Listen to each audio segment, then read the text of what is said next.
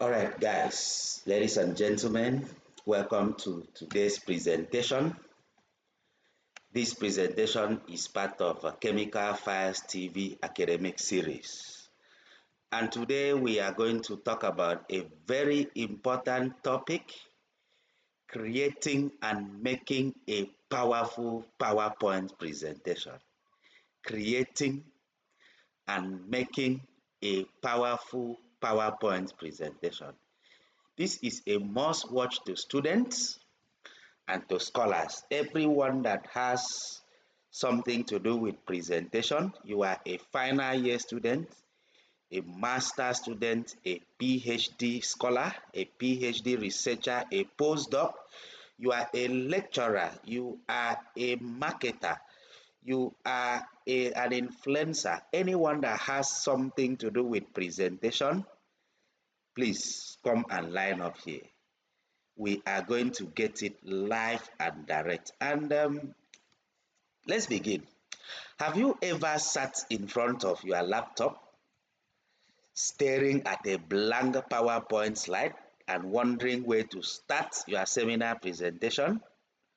Or maybe you have rushed through your slides without knowing that your audience even understood what you were saying. Well, if you have been in any of these situations, you are not alone. This video is here to help you. So you just watch to the end and do not skip a line because I am going to bring up very interesting and very essential points for you to take note of.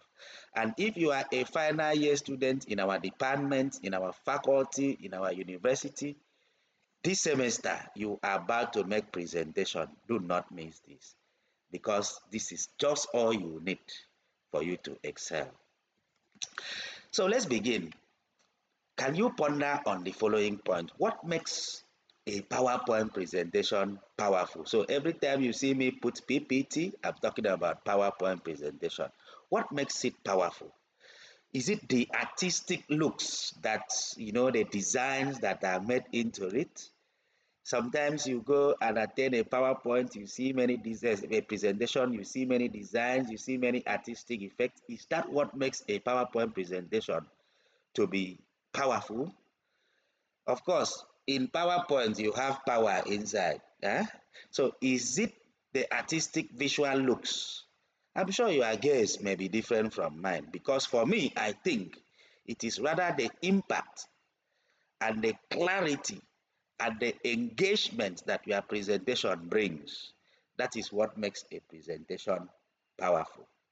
Now look at this. A student of ours made this presentation. So I ask, is this a PowerPoint or a PowerWord? Look at this. Now take a look at this second one. This is another example of what a student has presented as a PowerPoint. Is it PowerPoint or PowerWord? Is there anything wrong with this? Look at another one. Justification of a study. Can you really read what is here? Is it a PowerPoint? So we are going to look at the mistakes that presenters do, the mistakes that people do when they are designing PowerPoint, and even when they are standing out to present. So sit tight and let us get this done together. In the next few minutes, we are out of here. So let's go there. In this particular presentation, the next few minutes, I will walk you through how to design a powerful and effective PowerPoint presentation and how to present it with confidence and grab your audience interest to yourself. I will also walk you through how you can stand out during your seminar or any type of presentation and how you can leave a lasting impression on your lecturers, your fellow students, and even any audience at all. Now, let's understand what a presentation is. A presentation is not just a formality. It is your chance to showcase your research. It is your chance to showcase your critical thinking. And it is your chance to showcase your communication skills. For those of you who have good communication skills, very, very good. Your goal is to educate your audience and not just to read your slides.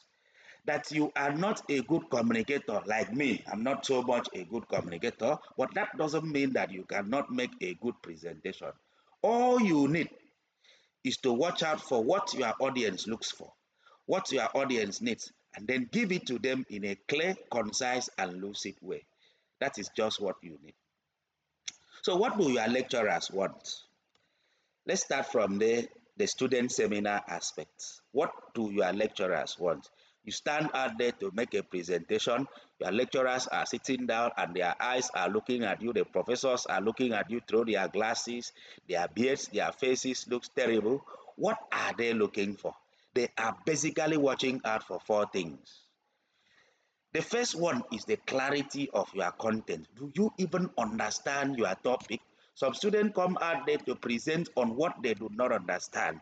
So it is important that you understand your topic before you stand out there to make presentation. Now, the next thing they look for is the organization. Is your presentation structured in a logical way? Does it follow a logical sequence? You talk about this, you talk about this, you talk about that, and when you put the three of them together, they are very disjointed. That means it does not follow a structured logical sequence. Now, does your visual appeal? Does your visual appeal? Does it look appealing? You see people put a lot of things, jam pack a lot of things into PowerPoint. You see them put some colors and all whatnot, and at the end of it, the PowerPoint does not look appealing. So your PowerPoint, is it clean and is it appealing? That is what the lecturers and your audience is looking for. And then finally, the delivery. Are you confident and engaging when you are presenting? How is your delivery like? And do not forget, as a student, you need to look good. Your appearance is very important. And I think in many departments, appearance carries a mark. I have just given you an expo. So don't come there with jean and t-shirt and you think because we, your lecturers, come with jean and t-shirt that we are going to score you in appearance. Please look good, dress well, dress corporate. Now, we are still on student seminar. What are the common mistakes that students make? 5 basic presentation mistakes that you must avoid. The first one, avoid overloading your slides with too much text. Like the example I showed you, we call that power word. Avoid loading your slide with too much text. Read slides, but do not read them word for word. When you are looking at your slide and you are looking at it word for word and you are reading news. That is not a presentation. So it is called PowerPoint. That means the points that are in your slide are to help you. When you look at this point, you now know what to say. You look at this point, you now know what to say. You look at this point, you now know what to say. Not to write what you want to say, and then you come and tell us and read it as news. Do not have a PowerPoint that has a poor artistic or visual aids quality. This is a common mistake. When your visual aid does not have a good artistic quality, then it may not be appealing. The poor timing and going off topic. You see students, they waste time and talk about introduction. Before you know, if you are given 10 minutes, you have already spent 10 minutes in introduction. Before you go to the main work, they just say, please, summarize, and you find out that at the end, you have not said anything. For me, I tell my students, look, when you want to come and do a PowerPoint presentation, as soon as you open the first page, we have already, if you observe, when I started, I did not introduce my name. If you observe, that was very deliberate because I have already written my name on the starting and on the first slide. And so I expected that everybody that has been that are looking at that slide, they are reading my name. They already know my name. Of course, your lecturers do not know your name. So you read your topic, you tell them your name, and then they have already seen your rec number. Do not forget to tell them your name. But when you say in partial fulfillment of the requirement for all those things are waste of time. And then when you move to the next slide, we normally look at students coming up with, after the first slide, which is I can call the cover page, the next slide will be the presentation outline or table of content. Some students will stay there and read one after the other. I will be presenting on the following topics, introduction, types of corrosion, functions of corrosion inhibitors. No, once you tell them that, look, I will be presenting on the following this thing. In 5 to 7 seconds, move to the next slide because we have seen and we have gone through and we have read. In fact, we are not even interested in what you are going to be presenting on. We're interested in what you are going to present. Now, the common mistakes again that students make is not practicing beforehand. Not practicing beforehand. You'll be very surprised that students will wake up in the morning and then try to put a PowerPoint together. Sometimes they take it to people, people help them write them together, and then they just come and put it in a slide. They call their names and they come up without preparation. These things distract your audience and they lower your marks. Now, what is the good news? You can avoid these things, and this is what this video will show you how to do. So let's progress. Essentials of PowerPoint design. So how can you design a powerful PowerPoint presentation? How? One, make sure that your slides are good and nice. Make sure that your slides are good and nice. Take a look at how my slides are and emulate from my slides. No much words. Everything is arranged, and in PowerPoint, you can see the words, they are bold. So make sure that your slides are good and nice. A good slide doesn't just look nice. It helps your audience to understand your ideas quickly. So whether you are doing a reporting, whether you are training one or two set of people, whether your presentation is to influence views or to sell ideas or to communicate facts and findings like project defense for masters and PhD students, or to express opinions, or whether you are making a proposal or even teaching, imparting knowledge, you need to make a good PowerPoint presentation. That is just the best slide. Now, so how many slides can you prepare?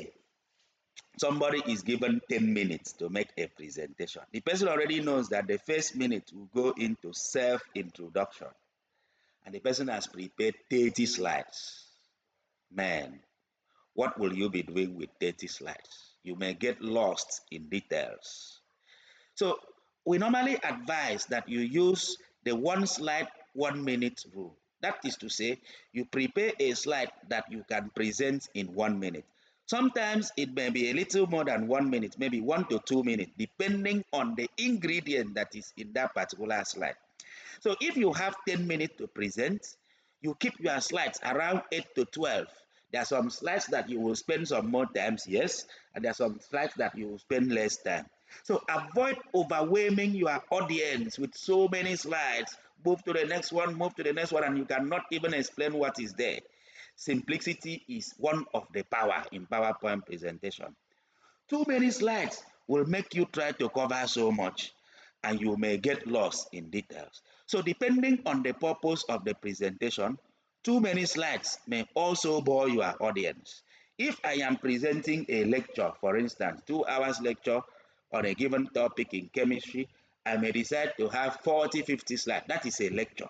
But if I am doing a presentation like this, I need to limit my slides, okay, so that I do not bore my audience. When the audience get bored, you see them start talking and the place will become noisy. Man, you are in deep soup. And the next time they tell you is, oh, please, move to the next slide, move to the next slide, move to the next slide. At the end of it, nobody will really take, notice of the points that you were trying to raise. So how about fonts and colors? Observe my fonts and colors. The font should be large enough and it should be a readable font. I recommend Carberry, is it Carberry Light or Carberry Body for your font. Or you can also use Arial, whatever you call it. But use a font that is large and readable enough. Personally, I use Carberry Body, and I use a size of 32. So with that, somebody that is sitting at the back of the room can see it and read it very well. If your audience cannot read your slide from the back of the room, then it is not good enough. Now keep the background and the text color in contrast, like black text on a white background. You can see what I'm doing. It's not that I cannot design this, but I just want something that is simple and very easy to read. A black text on a white background, blue text or whatsoever. You see some students put green background, some put purple background and put white, yellow. Oh, avoid these red, yellow, green, rainbow slides. You are not doing disco or you are not doing color riot. So in your visual aids are those diagrams that you bring in when you are trying to explain. Like if you saw my second slide, you would have seen a guy seated down in front of a computer. That is a kind of visual aids. So visual aids makes your presentation interesting. Try to use them. It must not, your presentation must not be a wall of text like what you see, text, text, text, text, text. If it is a seminar, it must not be a wall of text. So visuals are your best friends. Instead of writing, photosynthesis is a process. You can show that process in a diagram, either by, what do they call it, flow charts or circular charts. There are some concepts you need to explain with graphs, bar charts, pie charts, histogram, and the rest of them. Now let the slide support your voice, but do not allow the slide to replace your voice. And then ensure that your visual aids correspond to the idea that you are trying to communicate. Not that you are talking about Ebola and you are bringing COVID-19 virus, okay? Now the slide structure. The structure of your slides must be presented logically. Logically, that means your table of contents, that starts from your table of contents. If your table of contents is arranged logically from one point to another, from one point to another, the thing just flows like that. Okay? So begin with a clean title slide, then introduce your topic, state your objectives, walk through your content, and wrap it up with a strong conclusion. 5 points and or to 6 points is just okay. Do not forget references if you are doing an academic-based presentation. That will go ahead to show that the work you are presenting is grounded in research. And then don't give us a block of references, 20, 30, 50, no. 4 to 5 to 6 good references can be very okay. Unless otherwise, we don't need to be bored with references. After all, none of us will go and read those references. That's just the simple truth. All right. So use of animations. Guys, watch out. Can you see what I've just done? Watch out. Can you see what I've just done? Guys, watch out again. Can you see what I've just done? This is what we call animations. So you see students who are very good with computer, they bring things just fly in from left and right. That is what we call animations. Please, I'm not saying that animations are not good. Animations and transitions, they are supposed to be good, but they should not be distraction. They should not distract the listener. If they don't add value to your presentation, leave them out. And if you must use animation, make sure you test your presentation on another laptop or projector, because you may use your laptop and do animation, and when you submit your flash drive, to another laptop which is not the same version as the one you use, your animation begins to break. And then when you press this thing, the pointer, nothing is coming out. You press this, nothing. That is another problem with color. When you put color in the background, mix color and do a lot of color riot, you find out that sometimes the projector that you are given does not show those colors out. So the thing that you were preparing in your computer was very colorful and good. But what is coming out in the projector is a different ball game, blurred and cannot be seen. That is why, personally, I prefer black font or black text on white background. Whatsoever the PowerPoint is, even if it is 1960 projector, it will produce this. And then I add some touch of blue or green colors so that I can differentiate the subtopics from the topics. Okay? Now, materials to present. I'm just giving you a summary now. I told you that you have to make it clear and well organized. Then you pour out only a digestible amount. Do not get lost in details. Explain and interpret materials. Don't just read. Don't assume that your materials are self-explanatory. Use visual aids that are catchy to be able to illustrate your points. And then if it is a training or a kind of impressing report, you can add hands-on activity where necessary so that people can participate. Now, you can play upon words. You must not write complete correct English. You can even use a good satire on the objects or the subjects that you are considering. You can use analogies, you can use slangs, you can use jargons, you can even use street expressions. The purpose is to communicate what you want to communicate. So if what you want to communicate involves telling somebody to shine your eyes, you need to put it there. Shine your eye well, oh, that will communicate what you actually want to communicate to the people. Now, other important information about your slides must best meet the objective of the presentation.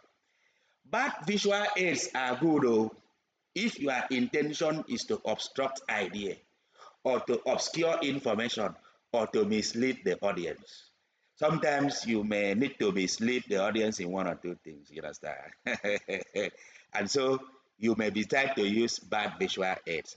But then understand that the people you are presenting to, if you are students, are professors, they are PhD holders, they are your lecturers. So they have been in your shoe before and they have seen many of you present in the years that have passed. Make sure you don't try this one because we will catch you. Now, the most effective visual aids will present a single idea in the simplest form, not very complex. Several ideas in one slide will distract and will confuse the audience. And then your slide should be legible. I've told you that. Avoid unnecessary animations. A message that cannot be read is already worse than no message. Okay? Now let us go into the presentation proper. There are some crucial skills you need to learn before you go into the presentation. After you have prepared a catchy and a powerful slide, what about the presentation? Some presentation skills impress, others do not impress. So I told you, I'm trying to tell you that a great slide, if you prepare a very powerful slide, does not save a poor delivery. Okay? Nice visual aids does not present themselves, and so it does not guarantee a good presentation.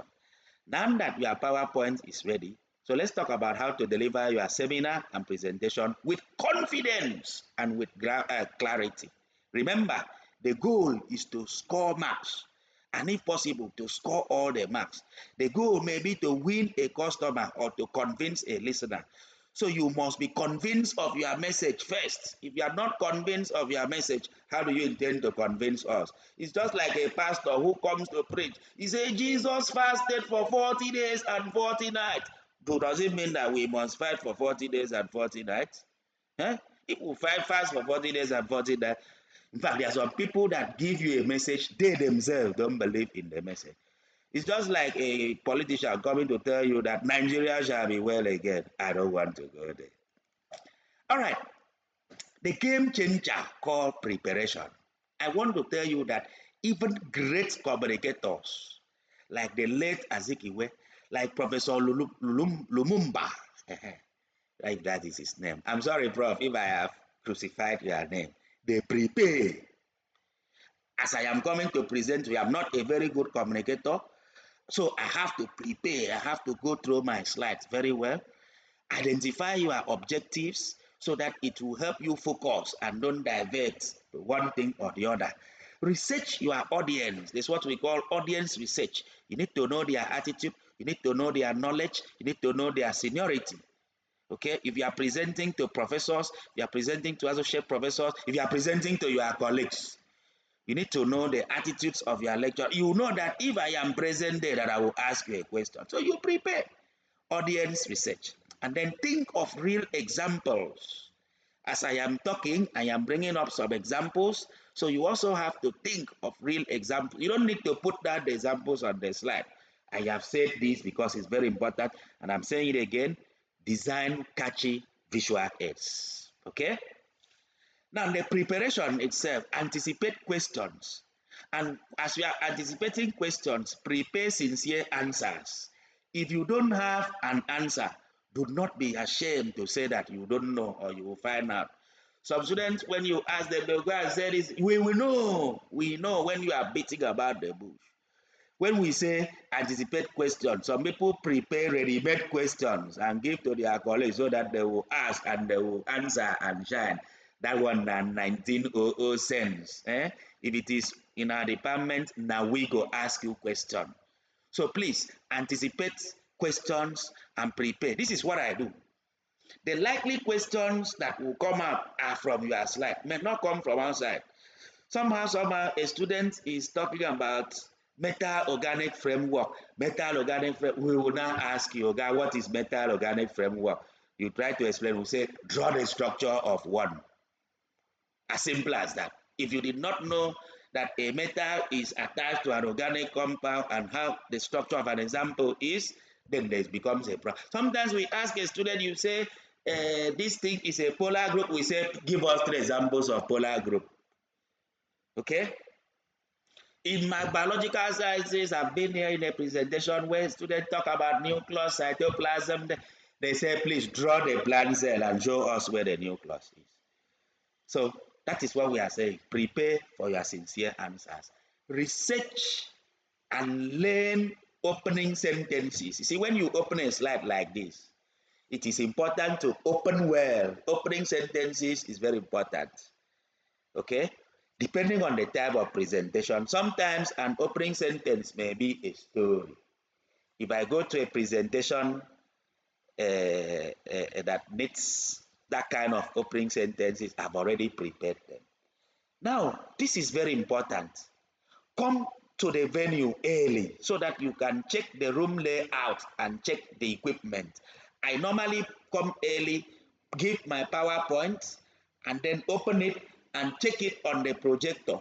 Move it to the right, to the left, to the right, to the left. Use the pointer and make sure that everything works. Okay? That is testing the equipment to be sure. And then organize your content, cross-check your facts. Don't come and tell us things that are not true. Some students will come and tell you this, that we know what is true and we know what is not true. The thing you are trying to tell us as a seminar, we know. We just want to be sure that you know it. So cross-check your facts and then practice at home. People say practice makes perfect. Come with a cheat card. Let's say this one small. One of our students, as we're preparing, presenting, never took light. You know what I mean? And then power outage happened. And then we rushed to go and start the generator. By that time, we say, continue. The student was completely blank. Because all the student came with was a PowerPoint. There was no cheat card. So I normally tell students, print a copy of your presentation. You can lay 4 on a page so that you don't spend so much. If it is 12 slides, you have it in 3 pages. Okay, 4 on a page or 2 on a page, you have 6 pages. So that if anything like that happens or the equipment stops working or equipment develops a fault, you can continue with your presentation because you have a cheat card. So audience research that I was talking about, I'm talking about who is in your audience, you know their attitude, you know their seniority, you know their knowledge. Why must you do audience research? Because there are some people are sensitive, some people are joy riders. You need to know the number, you need to know the audience so that you can capture whether they are active or captive. You just want to know. Okay? So do your research. Sometimes you just wake up and then you find people who are not your lecturers, but they are lecturers in other departments. So find out whether there will be people like that available. And then the expectations of the people. What are the benefits that you are going to derive? What are the scores? What are your marks? Which side is scored? Which side is not scored? You should find out that. And then the interest. So if you go out to a presentation without the audience research, you are doing that at your own risk. Okay? So as you begin to present, catch the attention of your audience and try to hold that attention. Don't assume that your facts will speak for themselves. Marshal out your facts. Believe in your speech. Believe in your speech. Some people will tell you this is that. this is that, this is that. I tell you a story of a young man that went for an interview. He had a first class in economics, and then he went there. The company was a multinational, and so they were experts, blacks and whites, seated down. They told him, Mr. Sam, you are welcome. Your CV is very impressive. You had a first class in economics. What do you know about Lawrence Koff? As my guy was explaining, my guy said throughout his school, he has never heard about Lawrence Koff. But do you know what he said? He told the people, Lawrence Koff, okay, so once in the country of the white men lived a man called Mr. Lawrence. He was trying to study the economy of his people and discovered that everything can be reduced to a cough. And when the economists of that time saw that the cough was useful, they decided to call it after him, Lawrence Cough. They told the young man, my friend, stand up and leave, because what he said was not what was expected. Of course, the young man himself knew that the message was wrong, but he believed in the message and presented it as if it was true. And when it was time, they called him for documentation. They gave him the job. And when they called him for documentation, they told him, Mr. Sam, of course you know that we asked you only one question and you fumbled. Of course you know that what you gave us was wrong. But for you to sit down in front of all of us, experts in this field, and say the nonsense you were saying with all amount of confidence, it means that you can, you can convince anybody for this company. You know what they gave him? Instead of administrative position, they gave him a marketing position with so many benefits. So I am not saying you should come with a lie, but I'm saying that you have to believe in your speech. Make your speech to be interesting, give value to it, make your language to be clear and easy to understand. Some people will come and speak grammar, and this is technical, it is not praise. You are not trying to impress anybody. All you are trying to do is to encode, so we should be able to decode. So coding and decoding. If you say a lot of grammar that we don't understand, we are not lively again. So liven your talks with punchy visuals. I've been hammering on these visuals over and over again. Make your audience think and act. Okay? Make your audience think and act. So as you present, let's look at the contents, introduction, body, and conclusion. Those are the three parts of the content. The introduction, you introduce yourself, you introduce the subject, and you introduce the objective. For an undergraduate seminar, it is the first slide, the second slide, basically. The first slide has your name, your reg number, and then the topic. And then the second slide, you talk about the presentation outlines, and perhaps the third slide, the objective, the things you want to cover. And then you move to the body. In the body, you bring up the key ideas, marshal out your facts, bring up the analogies to explain your facts, and also the benefits of your presentation. And then you move to the conclusion. In the conclusion, you have to link your conclusion with the objectives and possibly put out the required action and the benefits if you are trying to convince. So let's look at the introduction. At this point, you grab the attention of your audience and sustain it. Focus on the central idea. Do not digress. Take charge. After all, you are the one in charge. You are the one talking. It is your work. It is your seminar. It's not our own. So take charge. Okay? Forecast what is to come by looking at faces. When you present, you will see faces when they are following you. You will see when they are happy with you. You will see when they frown with you. You see when they shake their faces. That means something is not going right. Okay? And then as you are doing the introductory part, you transit to the body without the people knowing. Okay? So, you see, as my slide has stopped, so that is some of the things you come to see in presentation.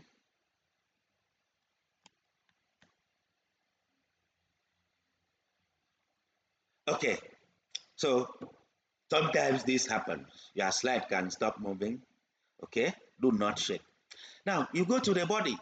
In the body, you develop your ideas, develop, build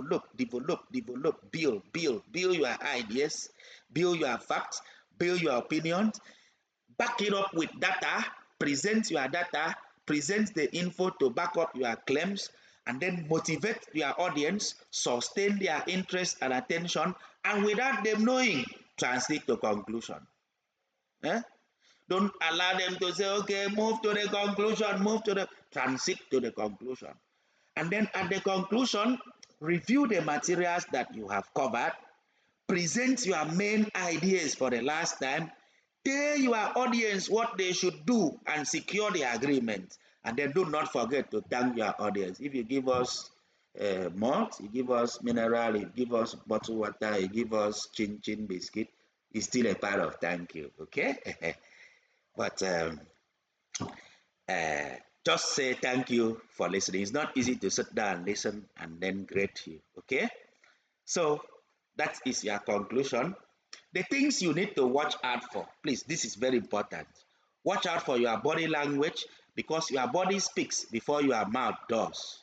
So you need to stand tall. Don't hide behind the podium.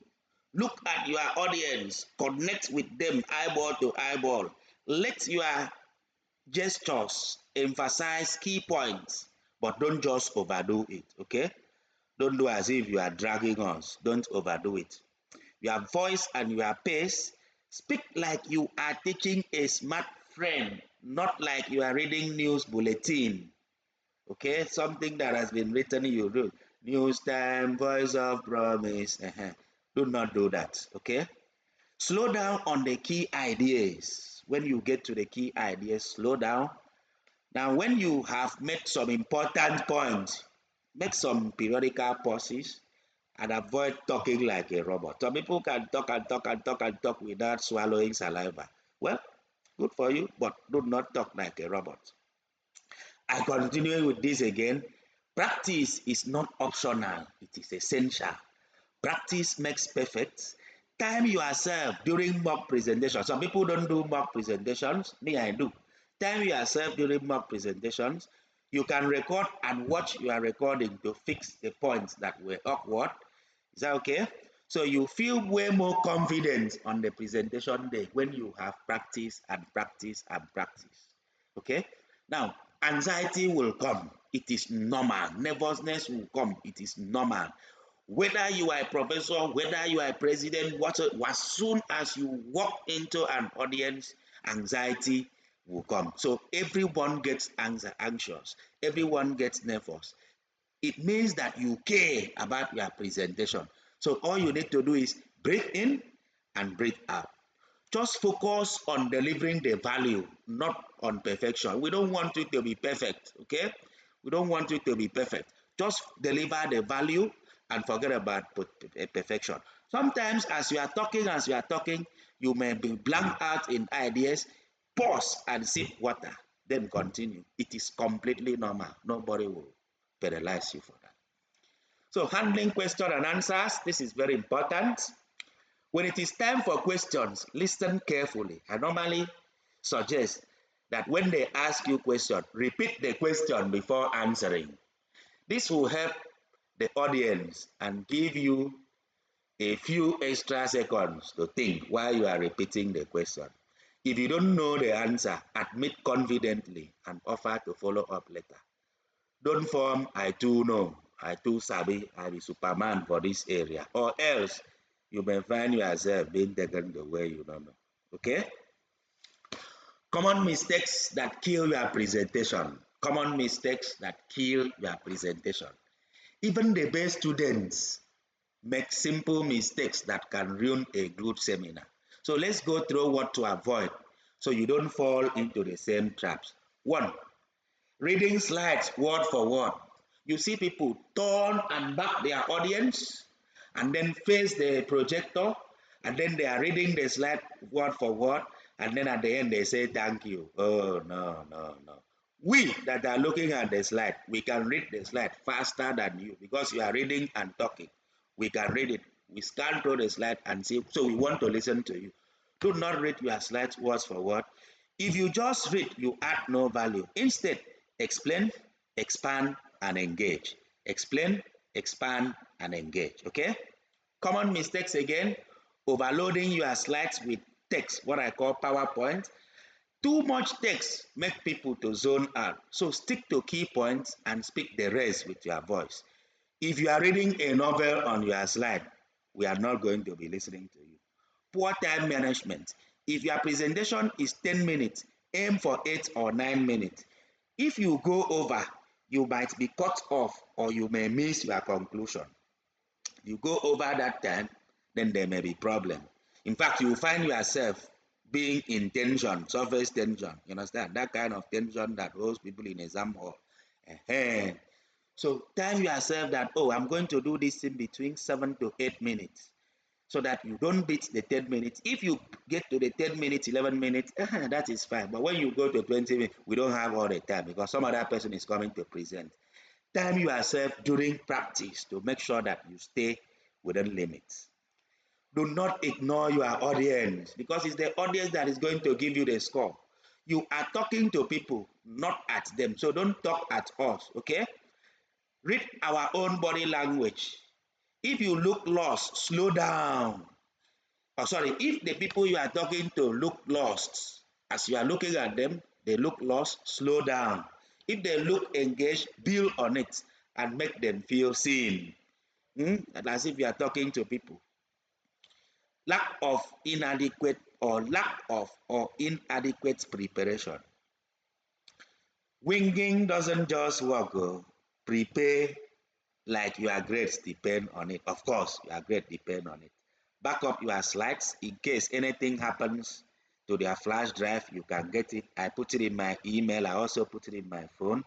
Double check errors because confidence has a way of coming from preparation.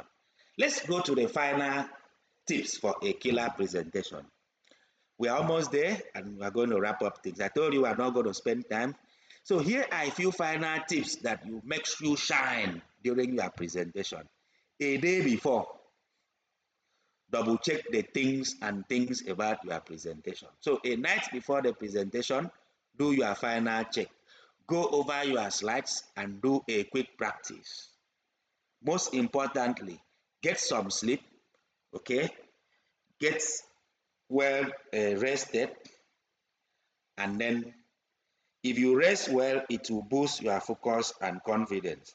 Don't just spend the whole night on your slide and then you come and be sleeping and be very dull. Is that okay? All right. So I'm talking about confidence now by sleeping. Get some sleep. And then in the morning of the presentation, just relax on the D-Day. Take it easy. Eat something light. Okay, when you enter, breathe deeply and then arrive early to set up your presentation. This will reduce your anxiety and ensure that everything runs smoothly. During the presentation itself, stick to plan. Sometimes you come and see a student present and you feel you should change your plan and do like this student. No. Stick to your plan, okay? Focus on communicating your key points. If you make a mistake, don't panic. Simply acknowledge it. Stay calm and keep moving forward. Remember, the audience you are presenting to is on your side. The audience is not against you. This is a common mistake. The audience, they want to mark me down. No.